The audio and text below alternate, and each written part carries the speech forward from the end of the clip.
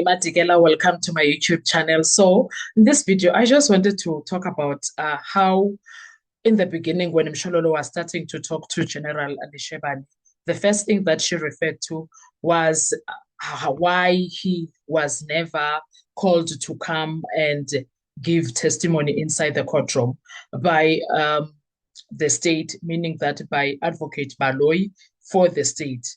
Now, General did confirm that indeed that Baloyi, he was with Geninda at the time when he was told that the reason that he won't be called to come and give testimony is because he is because he it's a hearsay statement, and it's also because everything that he had penned down is something that he heard from Constable Zongo. He says Gwabini there, but I understood him because he's been saying that Constable Zongo, and then furthermore, the information that Constable Zongo was relaying or narrating to the general, Constable Zungu claimed that it's information that he got from Gwabini. I hope that makes sense. Now, when it comes to also that, the other thing that is quite interesting is how Baloyi ends up like trying to block. He tried to block General from answering that question, but he has been saying that since yesterday. Was it yesterday when he started or Monday? Yeah, okay. No, I think it was today is what? Since Tuesday, yes. Since Tuesday, yes, it was since Tuesday when he started. Now, what I don't understand is why is Baloyi acting as if it's brand new?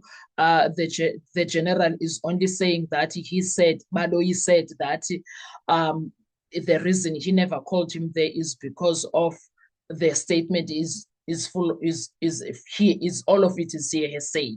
Now, the other interesting thing is him objecting to that. It didn't make sense for me. Maybe someone else will make it make sense. And then while I was still listening, we were still listening to that. We have Judge Rata allowing Gumshololo to continue with that line of cross-examination.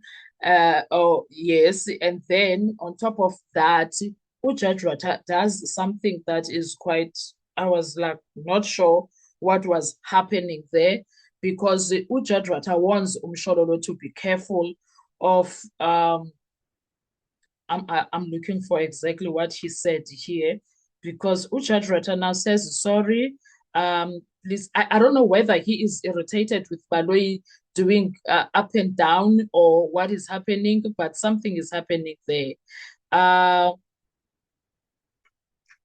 I'm going to tell you now.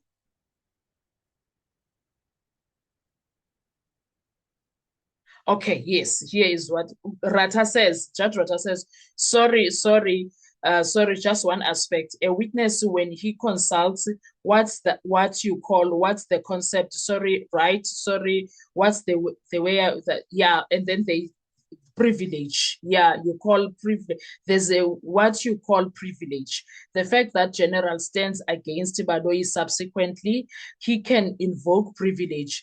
Do you agree with me? Yes, my lord, I agree. That's the point, but be careful of that. Yes, all right, but he hasn't, my lord. The witness has testified to that effect. That was the last one going to have Mr. Baloyi standing up and down. Okay, fine, and then this your consultation. Then Umshololo continued, but what I did not understand was Judge Rata and the warning. What was that all about? Privilege for what? And then he says because generally is now not siding with Baloyi anymore. I was like, I'm not understanding. Now, under South African law, hearsay is governed by the Law of Evidence Amendment Act 45 of 1988, specifically Section 3. Hearsay is inadmissible unless it falls under exceptions. This statement is extremely one of those statements, the original source of it is Gwabini, and not is not okay. He already testified. Now that is why perhaps the state decided they won't call it general because they knew they are not going to call Gwabini. Now, this is where I'm going now. Judge Ratha steps in, but carefully. When the judge, when the judge raises it, what is it that you call privilege? He's referring to legal professional privilege, communication between witness and prosecutor, consultation may be protected. But here is the twist. The judge notices something dangerous.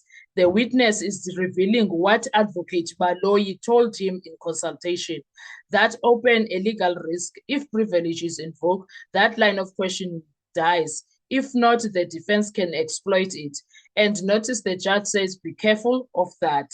That's not protection, that's a warning shot. Now, Mshololo pushes anyway. She asked, were you told you won't testify? And the general answers, yes, I was told it's hearsay from Gwabini. And that is huge because now the state's internal reasoning is on record through the witness himself.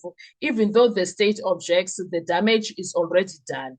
Now, what does this do? What this does to the state case, this moment creates three serious problems. Number one, selective witness usage. Why exclude this witness for hearsay, but rely on similar indirect evidence when it comes to Zungu, the constable? Now, defense arguments, cherry picking evidence. That's what Mshololo was trying to show when it comes to that. Second thing, collapsing information chain. The chain, Gwabini, Zungu, then the general. If Gwabini is shaky or absent, the entire narrative collapses. But now Gwabini did come to court. Also, Zungu did come to court. Now the general is here saying the same thing. Now, the third one, credibility risks for the investigation, because it suggests information may have been built on unverified sources, not direct evidence, which feeds to my narrative. Evidence was created, not discovered. That's my narrative. Now, the most important moment, General, myself, I heard from Zungu. Zungu heard from Gwabini. That is not just testimony, that is admission of evidential weakness. Okay, fair, it's weak, but those people came legally. I'm sure it means something. Now, in trial terms, that is something that maybe that's why Baloyi said hearsay. I don't know. Now, you don't need to exaggerate anything. It's already, everything, Jay, when it comes to this case, is already exclusive. And now the state has been exposed. The state exposed their own reason for hiding a witness now. Now, the call message when it comes to this, the state tried to quietly drop a witness. Defense forced the reason into the open, and the reason, the evidence is built on hearsay. To stay legally solid, important, for very, very important. The defense has not yet destroyed the case, but they have exposed inconsistencies, highlighted weak evidence chains, forced the state into the defense mode. They are on the defense mode because what was that? I did not understand it. But anyway, that is why General was never called to come and give evidence in the courtroom of Judge Ratha Mogoatleng, in case you were wondering. Please, let's talk in the comment section. I want to hear your views. Thank you so much. Bye-bye.